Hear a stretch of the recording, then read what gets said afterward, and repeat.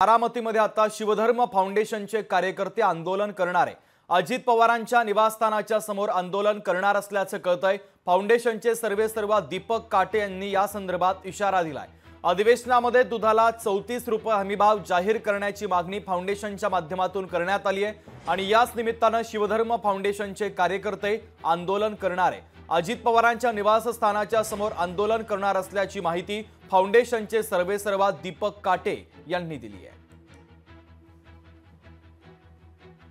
दूध उत्पादक युवा शेतकऱ्यांविषयी हमदर्दी असेल, प्रेम असेल तर अजितदादांना 5 रुपये अनुदान शेतकऱ्यांना देऊ नये, त्यांना 34 रुपये हमी भाव द्यावा, कारण जो त्यांच्या हक्काचा आहे, त्यांच्या कष्टाचा आहे।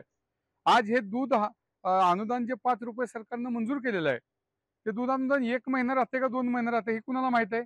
बट त्याच्यात जे टर्म्स अँड कंडिशन आहेत त्याच्यामुळे 40-50% दूध उत्पादक शेतकऱ्यांना ते अनुदान मिळत नाहीये। की माननीय अजितदादा पवार यांनी पावसाळी अधिवेशनामध्ये जे आता चालू आहे, शेतकऱ्याच्या दुधाला 34 रुपये हमी भावाची घोषणा करावी, अन्यथा मजबूरन इंदापूर तालुक्यातील किंवा महाराष्ट्रातील सर्व दूध उत्पादक शेतकऱ्यांना अजितदादाच्या घरासमोर आमरण उपोषण करावं लागेल आम्हाला।